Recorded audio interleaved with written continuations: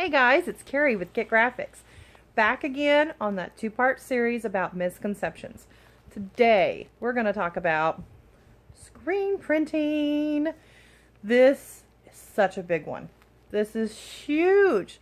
For anybody who has ever had to go through the process of screen printing, you know what it's like on the consumer side.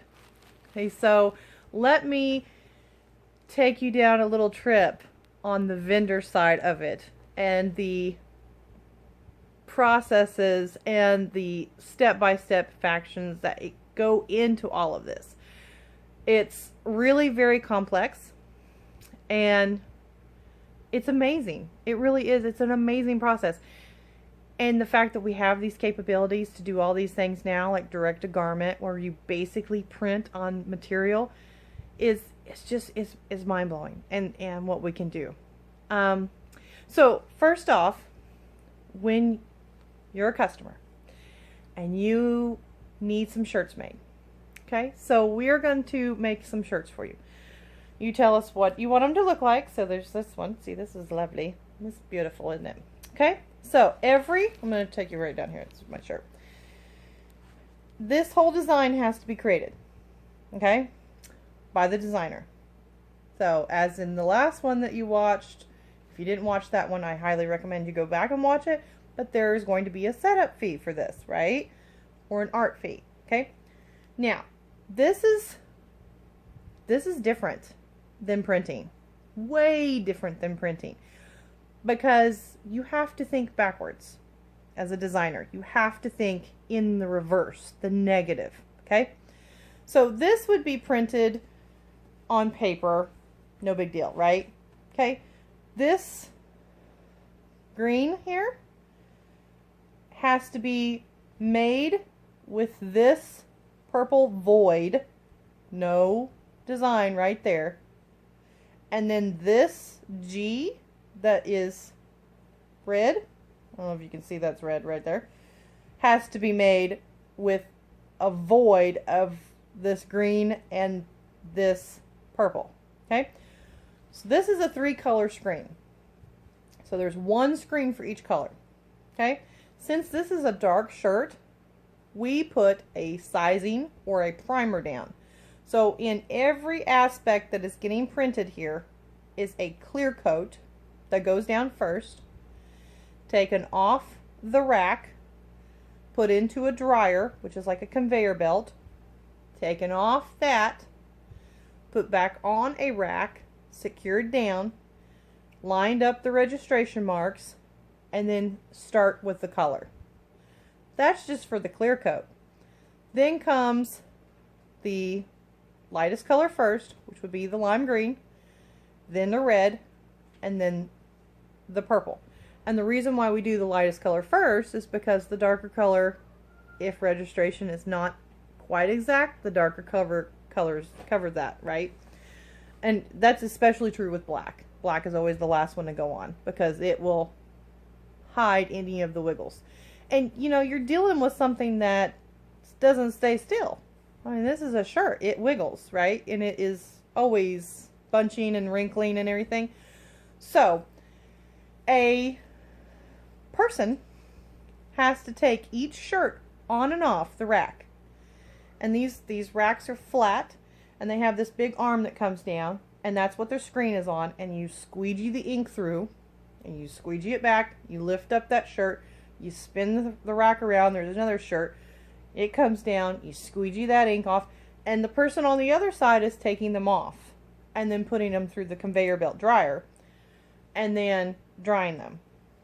And then they put them back on, you change the screens out, you put the other color screen on, and you repeat the process over and over and over again. That's a lot of work. It's a lot of work. And this is why it takes so long. Now, one of the reasons why we set our apparel orders to 14 days minimum, 14 business days, that's 2 weeks, is one, we don't sew our own shirts. We have to order those in from the manufacturer that actually makes the shirts, right? So we order those in Sometimes those can take 5 days just to get the shirt in. Sometimes they can take longer, depending on if it's a very popular shirt that year, if it's a jersey, if it's something specific. It could be back ordered. Depending on what season it is. Like right now in Oklahoma, it's fall. Everybody's wanting hoodies because it's cold. Well, guess what? If everybody wants hoodies, then hoodies are going to be gone just like that. So when we go to order hoodies, we're going to have to wait until they get more made, and then they'll send us some, right? So that's what a back order is. So once again, we talked last week about planning and preparation. Okay, that will help you tremendously in every aspect of any of this, in life in general. So once we get the material in, once we get the screens burned, that's what we call them. We use a light source and an emulsion to burn them so that everything is not porous through the screen except for the part that the ink is going to go through. So it's very specific. Okay. So as a designer, I'm going to take you back down here to my shirt. I have to design this to where it will split apart and screen. So if it is a gradient, I have to do a halftone screen, like a full, and then like little dots. I don't know if you've ever seen that before on a shirt. It looks like it's white, and then it's like little bitty dots of whatever color that kind of go like farther and farther apart. It's called a halftone screen. That's how we make a gradient, because you're making this with ink. Ink on top of ink on top of ink, and so forth, right? So I have to think about, like, look at this line. How thick this line is.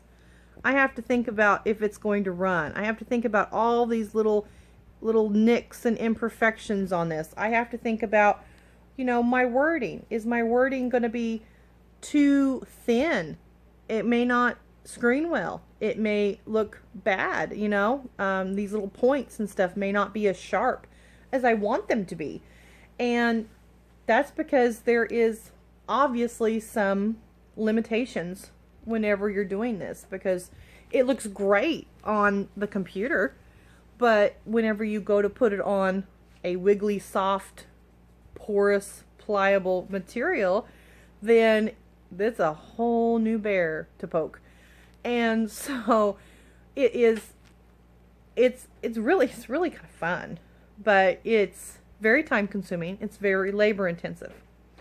Now, once all of this process is done and repeated, it's designed right. The artwork is ready to go. It's been separated. It's been screened. It's been put on the racks, inked, screened, dried, and vice versa, and all, round and round and round she goes. Then it has to outgas, because this is basically an ink or a paint, if you will. And this has, you know, there's a chemicals. And so this chemical smell, that ink smell that you would smell when you walk into a print shop of any kind, has to release. And that release just is by evaporation. So what we call an outgas, and that has to outgas for 24 hours. This way it is non-toxic. Not going to have any allergic reactions to it. It's not going to run, smear, or anything like that. If there was any imperfections on that, then we look them over for quality assurance. There might be a little blurb on one of them. It might have, you know, a wrinkle might have gotten in there, and now there's a line in there. So we have to go back over that and perfect that with the ink and that sort of thing. So there's quite a bit more that goes into that. Now, when it is finished and ready for you to wear, then it's done. But that is a length of time, a long length of time.